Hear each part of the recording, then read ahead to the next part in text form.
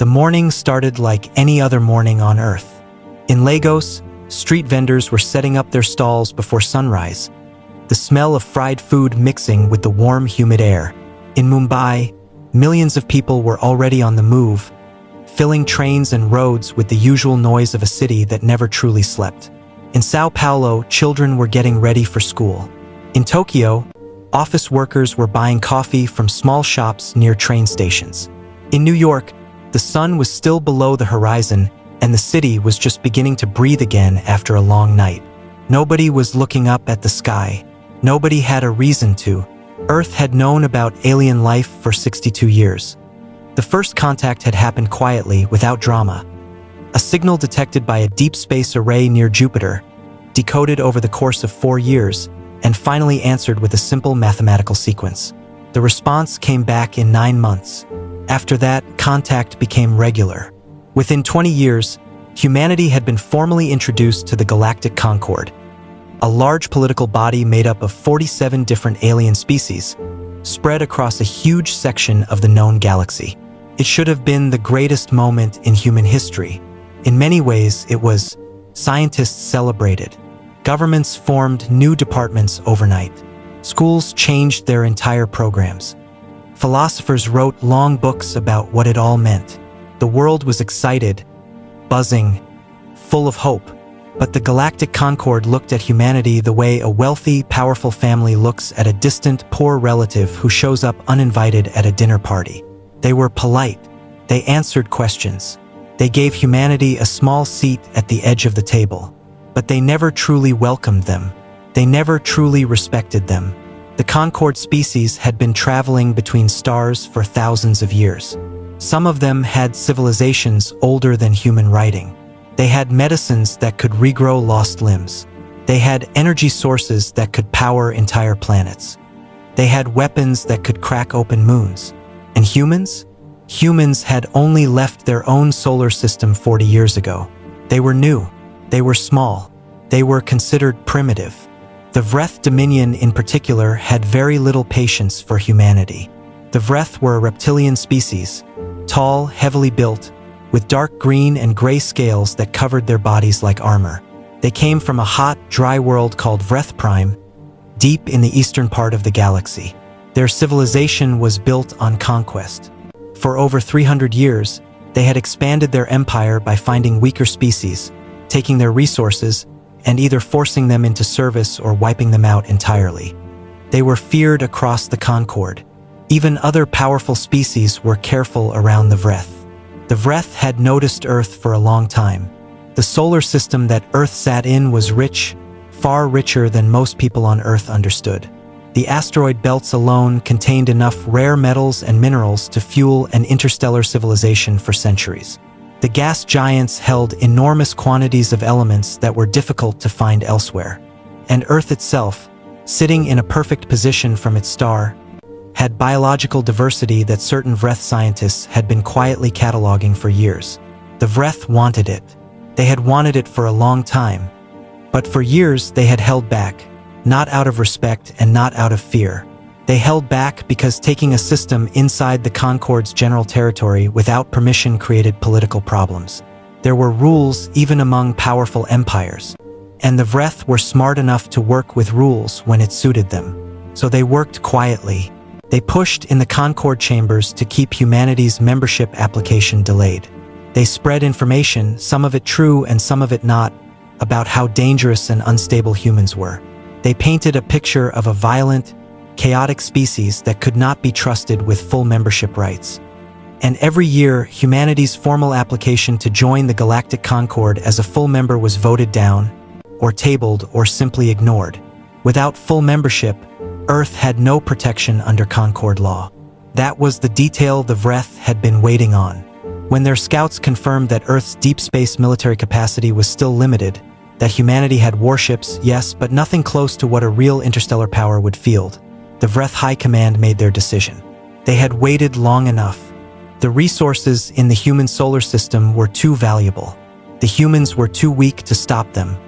And the Concord would complain but ultimately do nothing, because they never did anything. The attack came without warning. There was no declaration of war. There was no ultimatum. There was no final message giving humanity a chance to surrender or negotiate. The Vreth did not believe in giving prey a chance to run. 17 Vreth Dominion warships entered the solar system from 3 separate approach vectors simultaneously. A tactic designed to overwhelm any defensive response by splitting attention in multiple directions. Earth's early warning systems detected them less than 4 hours before they reached orbital range. 4 hours was not enough time to scramble a meaningful defense. It was barely enough time to sound the alarms. At 6:42 a.m. Greenwich Mean Time, the first orbital bombardment began. The Vreth did not use their most powerful weapons. They did not need to. What they used were standard mass driver platforms, enormous railgun systems mounted on their warships that could fire dense metallic projectiles from orbit at speeds that turned them into devastating kinetic weapons. Each projectile hit the ground with the force of a small nuclear bomb, but without the radiation. Clean destruction by Vreth standards. Efficient. The first strikes hit simultaneously across 7 continents. Mumbai, gone in 4 minutes. Sao Paulo, reduced to rubble in 6. Lagos, Shanghai, Cairo, Los Angeles, London, Moscow. The strikes came in waves, precise and methodical, targeting population centers and military installations in the same breath. The Vreth had studied humanity's infrastructure for years. They knew where the power grids were, where the military commands were based, where the largest concentrations of people lived. They hit all of it. The screaming on Earth's communication networks lasted for hours before whole sections of it simply went dark. Governments tried to coordinate responses. Military commands tried to get their aircraft and missiles in the air. A few brave pilots flew directly at the Vreth ships in the only spacecraft Earth had available short-range defense vessels that were never designed for this kind of fight. They were destroyed quickly, but not without leaving marks. Several Vreth ships took minor damage.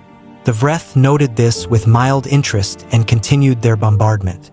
The Galactic Concorde detected the attack within the first hour.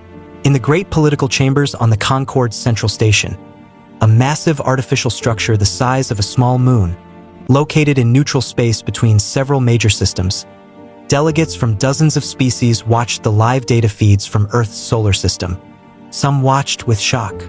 Some watched with carefully hidden relief that it was not their world. Some watched with the blank, calculating expression of species that had seen this kind of thing before and had learned not to get involved.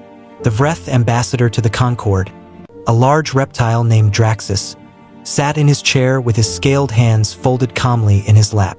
He did not look concerned. One of the smaller species delegates, a round, blue-furred creature from a world called Mene, leaned toward the Draxus and asked quietly if the Dominion planned to stop. Draxus looked at him the way a large animal looks at something small and harmless. "When we are finished," he said, "we will stop." The Concorde issued a formal statement 9 hours into the bombardment. It used careful, diplomatic language. It expressed deep concern about the situation.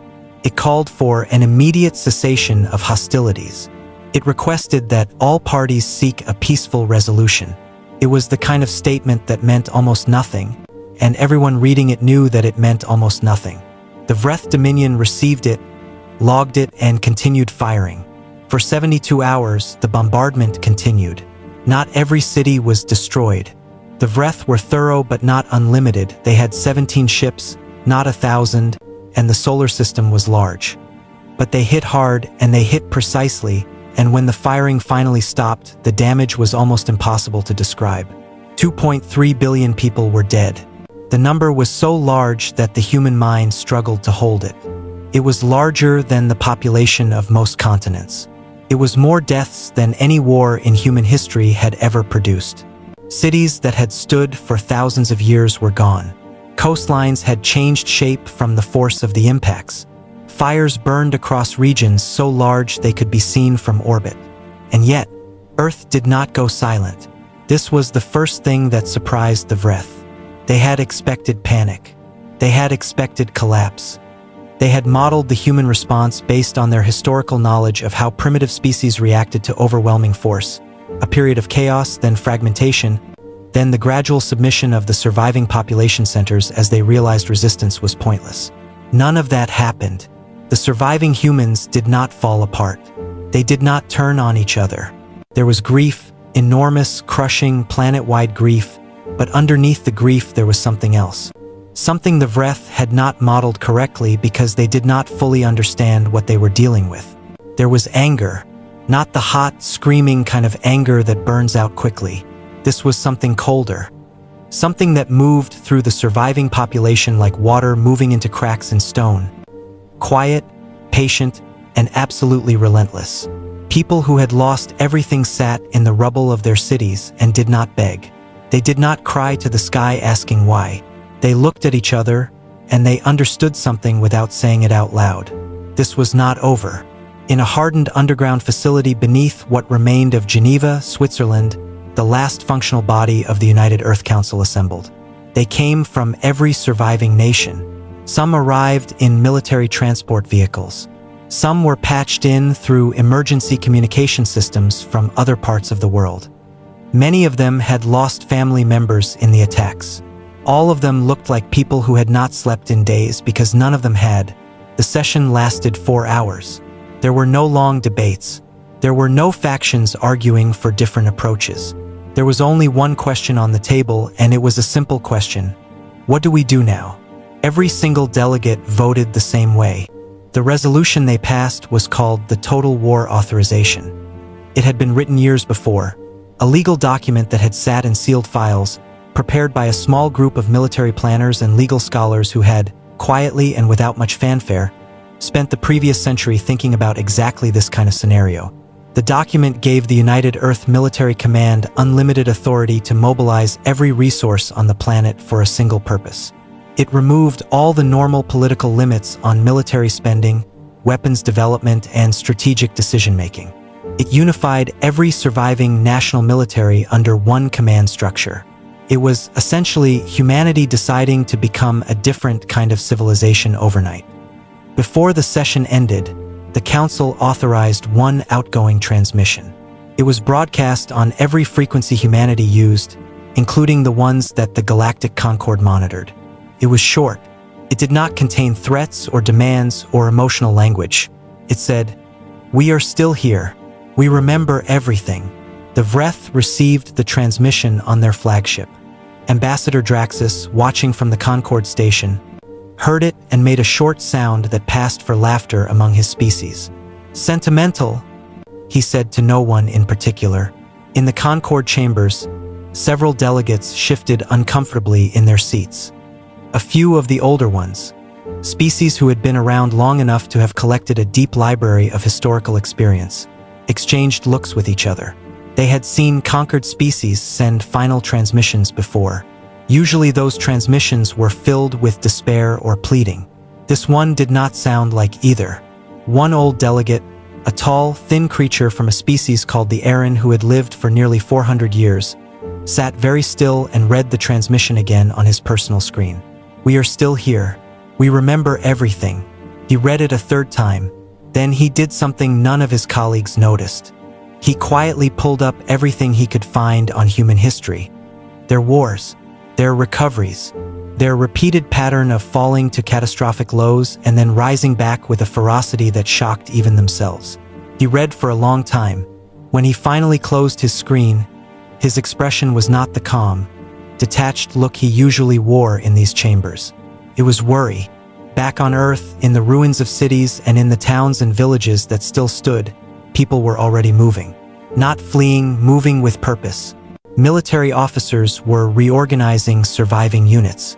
Scientists and engineers were being contacted by government representatives and asked to report to secure locations. Supply lines were being rerouted. Hidden facilities that most ordinary people didn't know existed, were being activated. The grief was real and it was enormous. People wept for what had been lost. They held the names of the dead close. In the first weeks after the attack, there were days where the weight of it seemed like it would crush everything that remained. But it did not crush them. It made them harder. In a small town in northern Canada that had been largely untouched by the bombardment, a teenage girl sat on the roof of her house and looked up at the night sky. She had never paid much attention to the stars before.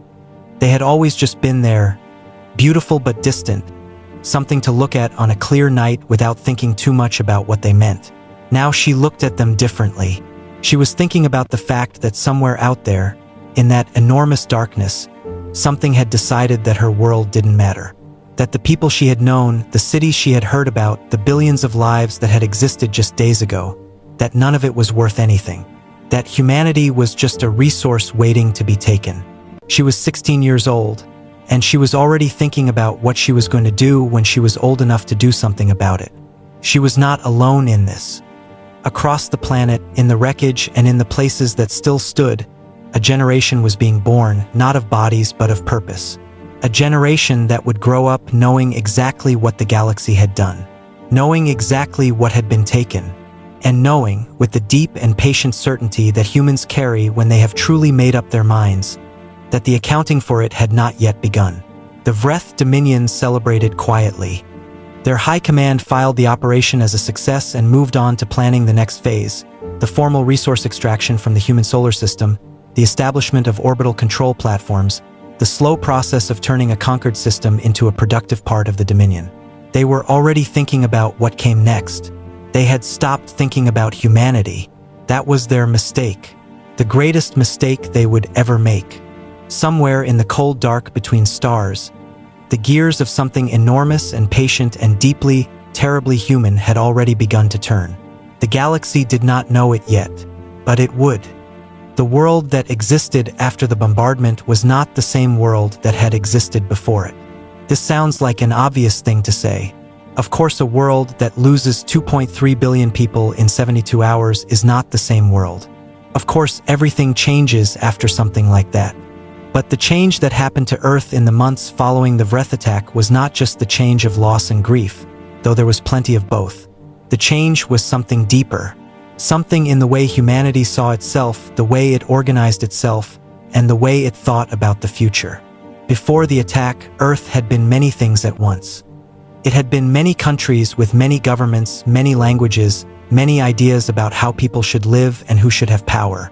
It had been a world that argued with itself constantly, that fought over borders and resources and beliefs, that had solved some of its oldest problems and stubbornly refused to solve others. It was messy and complicated and very human. After the attack, it was still all of those things. But it was also, for the first time in its history, completely unified in one single direction. The Total War Authorization did something that centuries of diplomacy and international cooperation had never managed to do. It put every surviving government, every surviving military, every surviving industrial and scientific body under one roof. Not because people suddenly agreed on everything, they didn't. Not because the old differences disappeared, they didn't disappear either. But because every human being alive understood, in the most direct and personal way possible, that the alternative to unity was extinction. And humans, when faced with extinction, do not give up. They adapt. The first thing the new unified command did was go quiet. This was deliberate, and it was the smartest thing they could have done. Every outgoing signal from Earth that was not essential was cut off. Trade communications with the few alien species humanity had commercial relationships with were suspended. The small number of human diplomatic personnel stationed at the Galactic Concord were recalled, quietly and without announcement. Earth pulled back from galactic politics the way a person pulls their hand back from a hot surface. Fast, complete, and with no intention of explaining why. The Galactic Concord noticed, of course. The sudden silence from Earth was unusual enough that it generated some discussion in the chambers. But the general opinion among the major species was that humanity was doing what most conquered or damaged civilizations did, retreating inward to deal with the trauma, probably beginning the slow process of fragmenting into smaller groups as the pressure of survival overcame the shock of unity. The Vreth Dominion sent scouts to the edges of the solar system 3 months after the attack. Standard procedure, they wanted to begin preliminary surveys for their resource extraction operation. The scouts reported nothing unusual. Earth's orbit had some debris from the bombardment. The planet's surface showed the expected damage patterns. There was no unusual military activity visible from long range. The human defense fleet, such as it was, appeared to have gone into hiding or simply fallen apart. Ambassador Draxus received this report and felt satisfied. He filed the human system as pacified, pending extraction phase and moved on to other business. He had no idea what was happening on the dark side of the moon. In the century before the Vreth attack, during the long decades when humanity was slowly learning that the galaxy was not a friendly place and that their repeated applications to the galactic concord were going nowhere, a small group of military planners, scientists, and strategists had quietly put together a program that was known to very few people outside of its own circle. They called it Protocol Lazarus. The name came from an old human story about a man who came back from the dead. The people who designed the program thought that was an appropriate name. Their entire purpose was to make sure that if someone tried to kill humanity, humanity would come back. They had spent 100 years preparing for exactly what the Vreth had done. The program had 3 components. The first was information. Protocol Lazarus had spent decades collecting and analyzing every piece of data it could gather about alien military technology, tactics, weaknesses, political structures, and supply chains. Human intelligence operatives, people who had spent years living and working in alien space, some of them deep inside Concord institutions, had been feeding information back for decades. By the time the Vreth attacked, Protocol Lazarus had more detailed knowledge about the internal workings of the Vreth Dominion's military than most Vreth generals had themselves. The second component was technology. Deep in facilities built inside asteroids, under the ocean floors, and inside hollow mountains, human engineers and scientists had been quietly developing weapons and systems that they never showed to anyone. Not to the Concord, not to alien trading partners, not to the public. These were projects that operated outside the normal channels of human government, funded through accounts buried so deep in budget systems that almost nobody knew they existed. The work these people had done over a century was extraordinary. They had studied every known alien propulsion system and built something better. They had taken the principles of quantum physics further than any alien civilization had bothered to go, partly because those alien civilizations had not needed to. They had not had the motivation that comes from knowing you are the weakest species in a very dangerous galaxy. They had developed materials that could absorb and redistribute energy in ways that made conventional weapons dramatically less effective against them. They had built artificial intelligence systems for combat coordination that could process battlefield data faster than any organic brain. They had also built ships, not the small, short-range defense vessels that Earth's regular military used. Real ships, big ones. Ships that could travel between stars, that could fight and survive and keep fighting. They had been building them slowly over many years, in locations that were not visible to any alien scanner. The dark side of the moon held 3 of the largest construction facilities. Asteroids in the outer belt had been quietly hollowed out to serve as factories and depots. The third component of Protocol Lazarus was the plan itself. A detailed, constantly updated strategic document that laid out exactly what humanity would do if an alien power attacked Earth without warning. It covered everything: the political steps, the military steps, the communication strategy, the target priorities. It had been revised and improved by generations of planners, each one adding to the work of the ones who came before. When the total war authorization was passed in Geneva, Protocol Lazarus activated automatically. The facilities that had been silent for years came to life. Workers and engineers who had been living normal lives, waiting for a call they hoped would never come, received their activation codes and left their homes. Production that had been running at a slow, careful pace to avoid detection suddenly ran at full capacity. Every ship that had been built was brought out of its hidden dock and fitted with the final weapon systems that had been kept separate until they were needed. It took 11 months. 11 months during which Earth appeared, to the outside galaxy, to be a quiet, damaged, slowly dying civilization. During those 11 months, the Vreth Dominion grew more comfortable.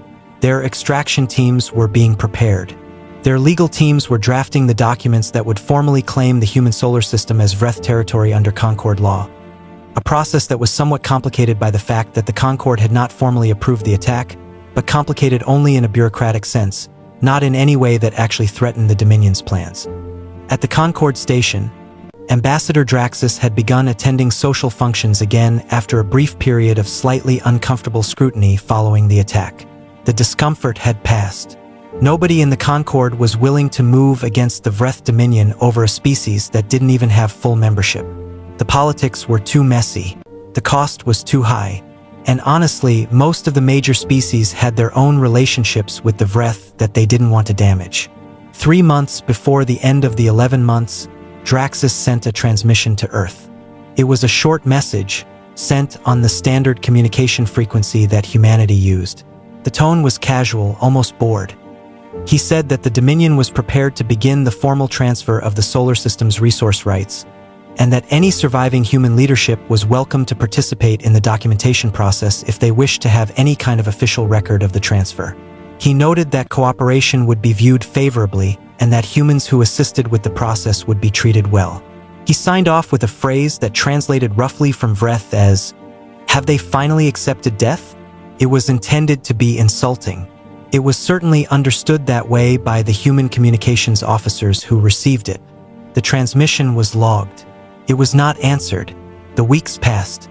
In the final weeks of the 11-month preparation period, a woman named Seraphine Okafor sat in a small, plain office deep inside a military facility that had no official name on any public document.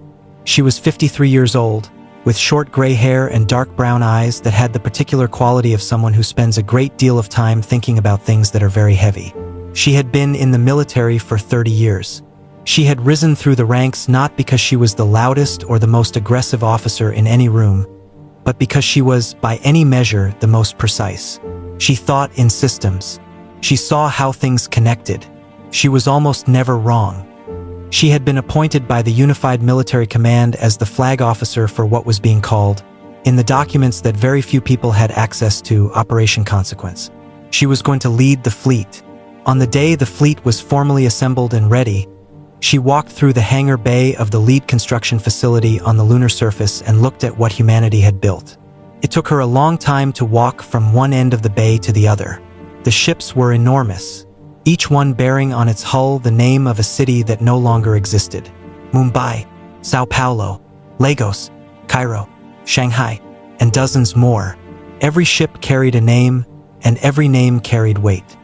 The fleet consisted of 1,400 warships. Admiral Okafor walked through the bay without speaking. Her staff walked behind her, quiet, watching her face for any reaction. There was a feeling in that hangar that was hard to describe. It was not excitement exactly, though there was some of that. It was not grief exactly, though there was a great deal of that too. It was something that existed in the space between those two things. A feeling of absolute, settled, unshakable resolve. When she reached the end of the bay, she turned and looked back at the fleet she was about to take into battle. She stood there for a long moment. Then she said 2 words to her chief of staff. "Prepare departure." The fleet moved into position.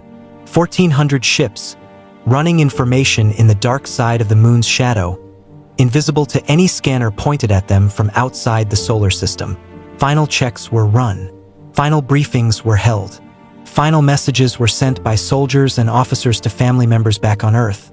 Quiet, personal messages that people write when they are about to do something that they may not come back from. There was no ceremony. There was no speech broadcast to the planet. The departure was as quiet as everything else had been in the past 11 months. The fleet slipped out of the solar system the way a blade slips out of a sheath. Smoothly, quickly, and with complete purpose. And then, using a propulsion system that no alien civilization knew humanity possessed, they jumped. Not the slow, curved path travel that most interstellar species used.